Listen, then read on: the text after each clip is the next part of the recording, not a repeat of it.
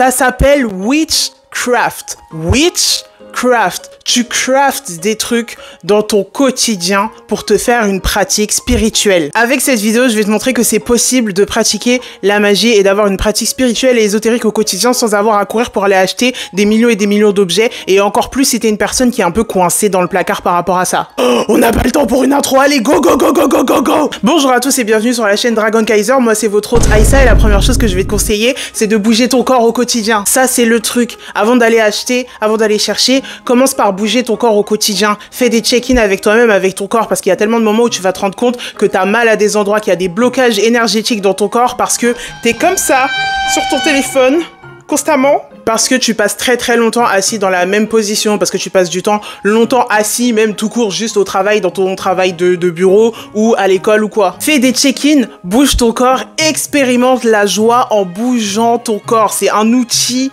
extrêmement important dans ta pratique spirituelle. Ton corps, plus que ton esprit, plus que tous les autres trucs, ton corps déjà a besoin d'être intégré parfaitement dans ta pratique spirituelle. Fais des étirements, fais du yoga, fais, je sais pas, danse, bouge un petit truc, un petit pas de salsa là. Reste pas comme ça bloqué, coincé, tu verras que l'énergie elle va circuler beaucoup plus facilement une fois que tu auras fait ça. Deuxième chose, et ça c'est le truc le plus classique, c'est de faire un autel pour tes ancêtres ou pour tes guides si tu connais déjà quels sont tes guides. Vous connaissez tous un autel, dessus tu mets des pierres, tu mets des bougies, tu mets des verres d'eau, tu mets des porte-bougies, tu mets des petites statues, des figurines, tu mets des herbes. C'est le truc qui te représente toi et qui représente ta relation avec tes guides et avec tes ancêtres. Et si par exemple t'es dans une situation où tu peux pas trop voilà, être out par rapport à ta spiritualité, moi ce que j'ai fait quand j'étais dans une situation similaire, ça a été de faire mon hôtel, un mini hôtel dans un petit carré de ma bibliothèque. Moi je l'ai fait dans une bibliothèque, mais toi tu peux faire ça dans une mallette, sous ton lit ou quelque chose comme ça. Il y a beaucoup de gens qui vont te dire non il faut pas faire ça, nan. À part si tu fais partie d'une pratique particulière où effectivement c'est déconseillé, la plupart du temps tu craftes, tu fais ce que tu peux avec les moyens que tu as. Si le seul endroit que tu as pour pouvoir rendre hommage à tes ancêtres ou à tes guides, c'est sous ton lit, c'est mieux de faire ça que de ne rien faire. En tout cas, c'est mon opinion personnelle. Ensuite, à cet hôtel, une fois que tu l'as set up, une fois que tu l'as mis, t'as demandé à tes ancêtres et à tes guides qu'est-ce qui vous ferait plaisir, qu'est-ce que vous avez envie de mettre sur cet hôtel. Parce que ça, c'est un truc que tu peux faire. Moi, j'avais déjà fait une vidéo sur les ancêtres il y a pas très longtemps où il me semble que j'ai parlé un petit peu de comment est-ce que j'ai construit mon hôtel et des moyens que j'ai pour construire un hôtel avec un petit budget ou même avec pas de budget du tout. Des fois, genre ramasse des cailloux, ramasse des fleurs par terre, ramasse des branches, tu vas voir, ils vont être très contents parce que c'est toi, t'es sorti dehors, aller toucher de l'herbe, tu les as ramassés, tu les as ramenés, tu les as consacrés pour eux. Ça, c'est nickel, c'est exactement ça qu'on veut. Bref, une fois que tu as set up ton hôtel, tu peux parler un petit peu avec tes ancêtres et leur faire des offrandes, à tes ancêtres ou à tes guides d'ailleurs. Et là pareil, c'est ta créativité qui va te guider un petit peu pour le genre d'offrande que tu peux faire si tu en as envie. Je rappelle que la relation avec les guides ou avec les ancêtres, ça n'a pas forcément besoin d'être transactionnel. Ça peut l'être si c'est ce qu'on décide de faire, ça peut l'être pour montrer son appréciation, mais c'est pas obligé absolument de l'être. Mes ancêtres, ils ont tout le temps des verres d'eau. Je leur donne régulièrement un grand verre d'eau. J'ai une tasse que j'utilise uniquement pour eux où je leur mets un verre d'eau. Tu peux leur donner du café, tu peux leur donner du thé, tu peux leur donner une boisson particulière. Il y a peut-être des fruits qu'ils peuvent aimer et ça, les fruits en général, quand c'est de la nourriture, tu le mets le soir et tu t'en débarrasses le matin. Donc ça, c'est un très bon moyen de te connecter avec tes ancêtres ou avec tes guides régulièrement. Tu peux donner des pièces, tu peux offrir des encens particuliers, tu peux ramener des bijoux, comme je t'ai dit, tu peux sortir, toucher l'herbe et aller ramasser des trucs naturels que tu peux leur mettre en offrande. Et ça, c'est inestimable. Ça n'a absolument pas de prix. Pour revenir sur les mouvements somatiques et les choses somatiques que tu peux faire, il y a aussi le chant. Ça peut paraître surprenant, mais chanter à la base, c'est pas censé être un skills que tu dois perfectionner. Moi, je le fais parce que je suis super beau, super musclé, sexy et vaniteux, donc j'ai très envie d'apprendre à bien chanter. Mais t'es pas obligé de le faire de cette façon. Chanter, c'est juste un plaisir, c'est un droit humain, c'est une activité naturelle que les êtres humains ont besoin de faire. Et chanter, c'est le chakra de la gorge. C'est le chakra de la gorge pour les gens qui ont du mal à communiquer, les people pleasers qui se sentent toujours coincés, qui arrivent jamais à mettre leurs limites, à communiquer ce dont ils ont besoin et tout. Chantez, même à voix basse, même en chuchotant, même si vous chantez, vous mettez votre casque pour pas entendre votre horrible voix. Chantez! Ça débloque, c'est somatique et c'est une pratique qui est super draconique de chanter, faire le karaoké, crier, grogner pour libérer la colère et tout. C'est super important. Il y a pas très longtemps, j'ai fait une pratique comme ça. Je sentais, c'était coincé là. J'avais besoin d'évacuer un truc. J'avais besoin de chialer, mais ça voulait pas venir. Alors je me suis mis debout comme un gros rageux devant mon bureau. J'ai commencé à chanter. J'ai chanté comme ça 5 minutes. Et d'un seul coup, allez, c'est sorti en trombe, en tornade, en tempête. Mais ça m'a fait un bien fou. Ça a libéré l'émotion qui était coincée là, qui voulait pas sortir là. Et avec la poitrine et tout, c'était délicieux, vraiment délicieux. En fait, dans ta pratique, faut pas que t'aies peur de pratiquer et de te mettre dedans avec ton corps, avec ton âme, avec ta voix, avec tout ce que tu as, pas juste, voilà, faire les jolis trucs de witchy girl sur Instagram, mais vraiment te lancer à fond dans ta pratique. Ça aussi, ça t'aide. Il y aura toujours une partie qui te manque, une partie d'autoréalisation qui te manque si t'es jamais à fond dedans. Pour passer un petit peu à des pratiques qui impliquent des objets, parce que ça reste extrêmement fun à faire, tu peux faire des huiles magiques que tu infuses avec des plantes, avec des cristaux, avec ton intention, avec des huiles essentielles, particulièrement pour obtenir un bienfait particulier. C'est quelque chose que tu peux faire la plupart du temps avec des ingrédients que tu as chez toi ou avec des ingrédients que tu peux acheter pour faire ton petit sort, mais aussi pour utiliser après rien que pour toi-même. Des huiles végétales, de l'huile d'olive. Moi, c'était mon truc avec lequel j'ai commencé quand j'avais rien, c'était l'huile d'olive. Des pétales de fleurs que tu as fait sécher, attention à bien les faire sécher jusqu'à ce qu'il ne reste plus d'eau, sinon tu vas mettre de l'huile dessus et ça va pourrir au bout de quelques semaines. Des pétales de fleurs, des huiles végétales, des plumes d'oiseaux que tu trouves dehors, des cailloux que tu ramasses dans une rivière. Tu mets tout ça dans une jarre avec les intentions que tu veux, tu peux trouver extrêmement facilement des correspondances, mais encore une fois, quand t'as rien, tu prends un truc qui est assez neutre ou un peu passe-partout et tu l'utilises pour tout faire. La lavande, la rose, un peu la menthe aussi et le laurier, c'est vraiment des trucs, même quand t'as rien, quand t'as pas grand chose, tu peux les prendre et ça te sert de base, même s'ils ont leurs propres attributs, avec l'intention que tu mets dans ta petite potion, ça passe crème, ça passe crème. De l'eau? J'ai soif, déjà à force de crier. Et après, une fois que tu as fait ces huiles avec tes différentes intentions, avec les différents buts que tu veux leur attribuer, tu peux les utiliser absolument pour tout, pour n'importe quoi. Une huile, une fois que tu l'as laissée infuser, tu la mets sur ton corps avant de sortir. Si tu as fait par exemple une huile de protection, tu peux la mettre dans ton seau à serpillière. Quand tu vas passer la serpillière partout chez toi, tu vas voir, ça va infuser une ambiance particulière, l'ambiance de l'huile que tu as créée. Tu peux l'offrir à tes amis aussi, parce qu'une fois que tu vas commencer à faire ça, tous tes amis vont te dire... Eh bien écoute, une fois que tu as une grosse bouteille d'huile comme ça, tu peux en mettre dans un petit pot, tu leur donnes et ils vont être super contents, c'est bien. Il y a des objets que tu peux utiliser ou que tu peux consacrer uniquement à un but en particulier. J'ai un miroir, un petit miroir à main, vraiment Victorian hand mirror, que j'utilise toujours pour faire du glamour magique. Dessus, j'ai mis une de mes huiles de beauté, un petit peu de self-love, et je l'utilise toujours quand je suis en train de me maquiller parce que I'm a fucking Scorpio ascendant. Bien sûr que je fais du glamour magique. J'ai un beurre pour le corps que j'ai fait, que j'ai créé moi-même avec pareil des trucs naturels et que j'ai enchanté pour qu'il ait un but particulier à chaque fois que je le mets. J'ai certains de mes parfums aussi que j'ai enchantés dans le but du glamour magique pour augmenter mon aspect beauté ou séduction et amour de moi-même, bien évidemment, c'est très important. Petite interlude, ça va comment vous ?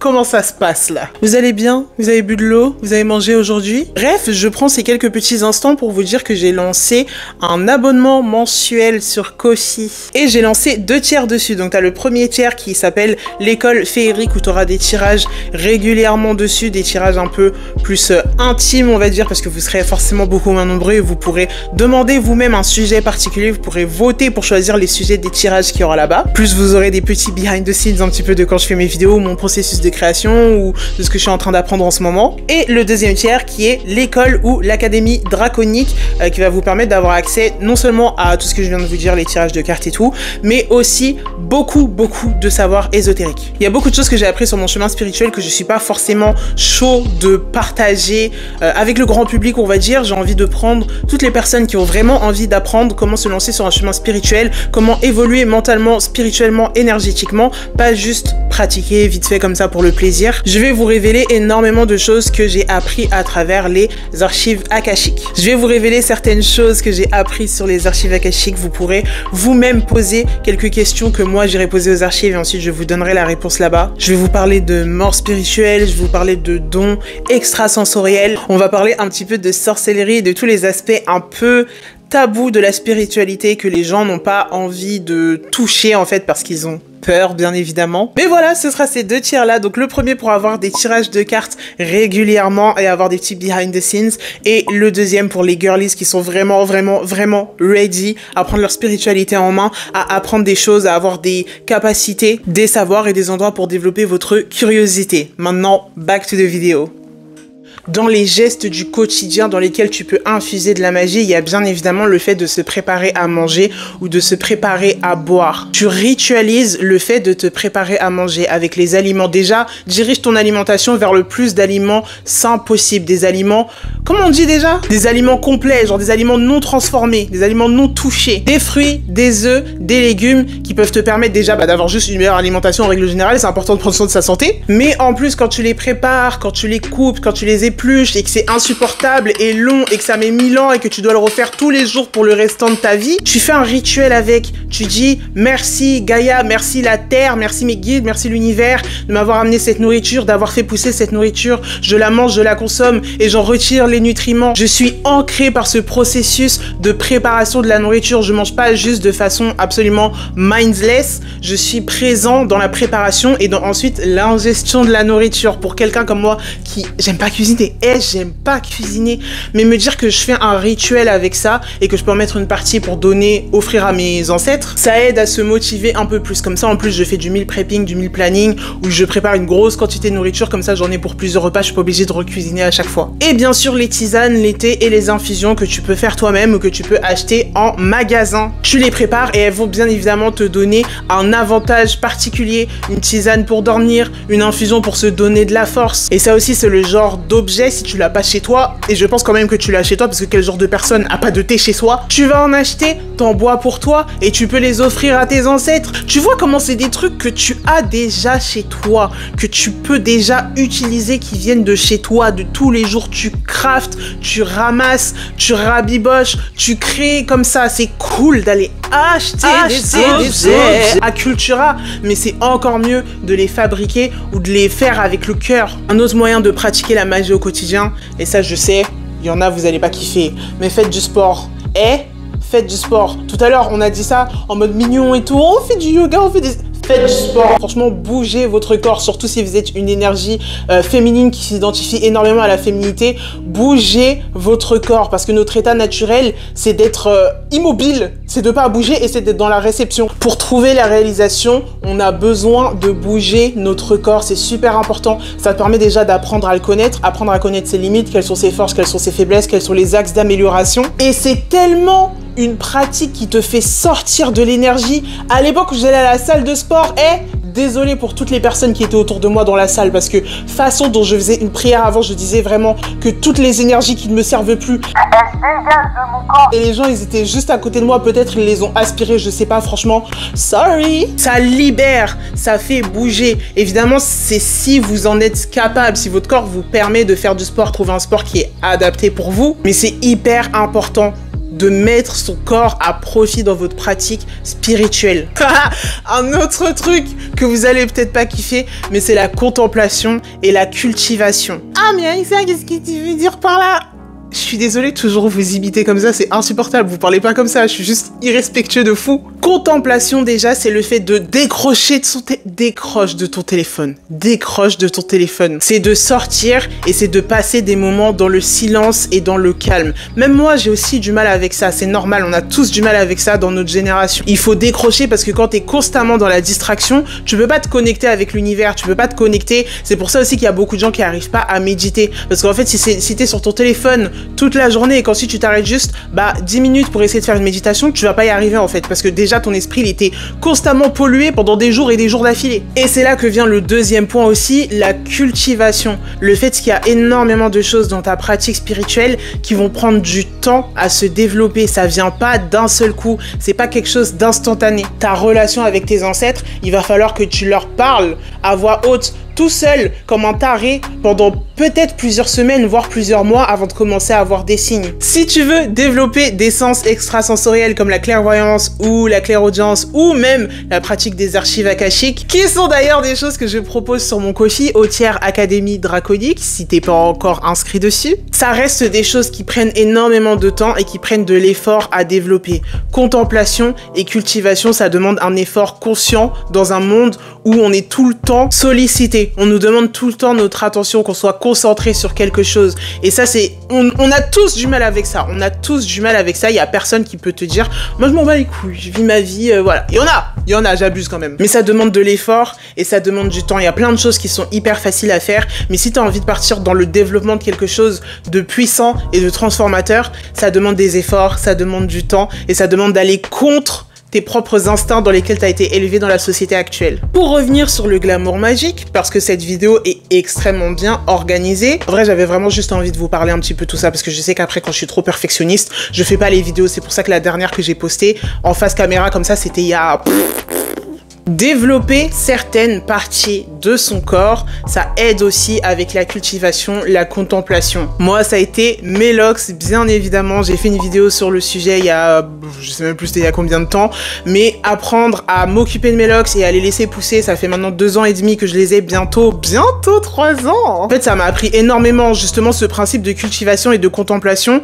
C'est quelque chose que j'ai réussi à développer grâce à mes locks. Au début, je les ai fait, frérot, je voulais les raser toutes les 2 semaines. Parce que quand je les ai commencées, elles étaient pas exactement comme je voulais qu'elles soient. Et je me disais qu'elles seront jamais comme je voulais. Donc, autant que je les rase et que je fasse autre chose à la place. Le fait d'avoir été patient, d'avoir été endurant et d'avoir eu une bonne communauté qui m'a empêché de me raser les cheveux à chaque fois que j'en parlais, c'est ça qui m'a permis de tenir le coup et d'être patient et d'attendre et de continuer de m'en occuper jusqu'à ce que ça donne un résultat qui me plaisait. Ça, c'est juste mon exemple avec mes cheveux, avec mes locks. Mais il y a beaucoup de choses que vous pouvez cultiver comme ça. Vous-même, par exemple, avec le sport, si vous voulez développer un certain groupe de muscles, développer une qualité en particulier, apprendre un nouveau hobby, tout ça, ça fait partie de la cultivation, contre-intuitif à ce qu'on nous apprend dans la société, mais c'est super important. Et une pratique qui est sûre de vous aider à atteindre cet état un petit peu de cultivation et de contemplation, c'est le journaling. Tu journales, t'éteins tout, tu te poses et t'écris dans un journal. Si t'as pas déjà commencé à faire,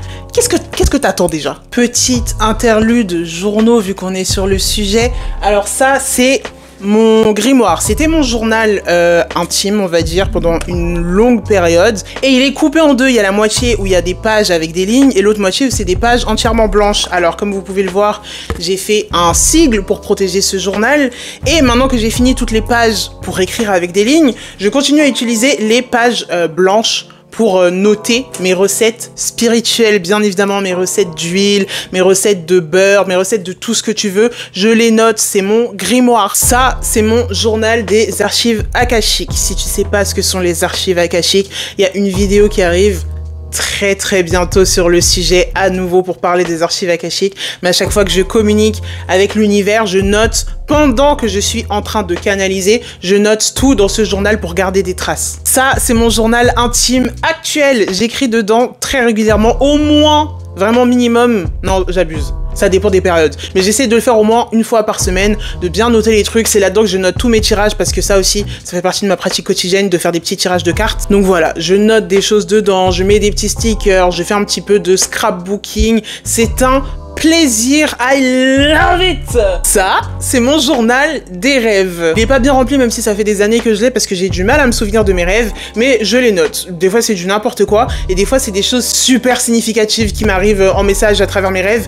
Je les note, comme ça c'est facile à retrouver. Celui-ci, c'est mon journal intime précédent que j'avais utilisé juste avant le violet là, que j'ai terminé. Je l'ai commencé en 2022, je l'ai fini la milieu 2024. Août 2024 et voilà, pareil, c'était juste mon petit journal quotidien pour écrire ma vie, pour écrire mes passions.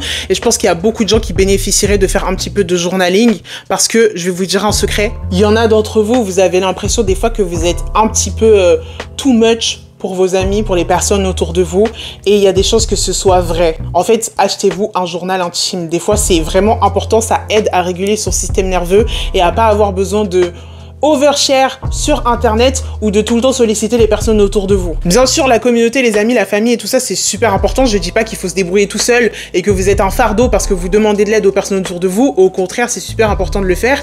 Mais il y a des fois, il y a plein de choses et plein de sentiments qui gonflent comme ça à l'intérieur de vous que vous pouvez faire sortir et réguler avec le chant, avec la danse, avec tout ce que je vous ai dit et avec le journaling. Ça va vraiment faire du bien. Et enfin, ce journal-là, c'est le journal où... C'était mon journal de manifestation, mais je l'ai un peu revamp pour l'utiliser en tant que journal de développement spirituel, on va dire. Je participe souvent à des workshops avec le collectif Mercurius, notamment, dont je vous ai déjà parlé plusieurs fois, mais pour noter un petit peu toutes les informations que je reçois, qui m'aident à me développer, les informations super importantes qui ne viennent pas de moi, du coup, et qui viennent de l'extérieur, je les note dans ce journal-là. Pareil, j'ai tout divisé en plein de journaux pour que ce soit facile à retrouver. J'ai essayé, à l'époque où j'utilisais le grimoire, de tout garder dans un seul journal, parce que ça me saoulait d'en avoir plein et tout, mais au final, c'est plus pratique, c'est plus facile de retrouver les choses quand elles sont classées comme dans une matière à l'école, tu vois. Ça m'a vraiment énormément aidé, ça m'a fait du bien. Je vous dis pas d'aller tous acheter 50 journaux parce qu'il y en a plein. Si vous avez même pas encore commencé à faire du journaling,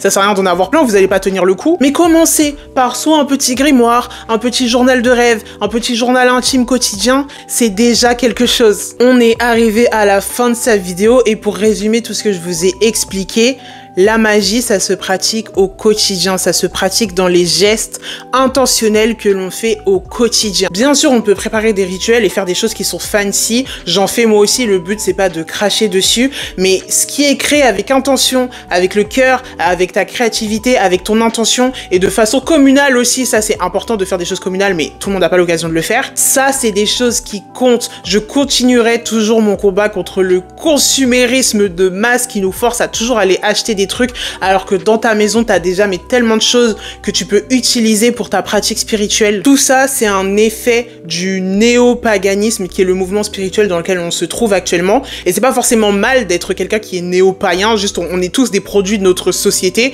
c'est du néo-paganisme tout ce qu'on fait. Ça veut pas dire que c'est quelque chose dont il faut avoir honte et essayer de retrouver forcément les trucs aux racines de l'ancienneté et tout ça, même si moi j'adore faire ça parce que je suis insane, mais il faut se souvenir que tout comme nous sommes des produits de notre société, les pratiques et les coutumes qu'on nous vend et qui sont autour de nous sont aussi des produits de notre société. Devoir toujours acheter et consommer, c'est un produit de la société dans laquelle on vit. Ton cœur, ton corps, ta voix, tes mouvements, ton expressivité, tout ça, ça fait partie de ta pratique spirituelle et c'est hyper important de le réaliser. Je vous fais des gros bisous. Je vous invite encore une fois à vous abonner à mon coffee shop. On a les 2 tiers qui sont maintenant activés avec celui pour avoir des tirages de cartes tout le temps et des petits behind the scenes et l'académie draconique pour avoir vraiment du savoir ésotérique de plus haut niveau parce que ça fait tellement longtemps que je pratique. C'est l'heure pour moi de vous partager tout ça. Je vous remercie d'avoir regardé cette vidéo et je vous retrouve la prochaine fois pour parler enfin des archives akashiques.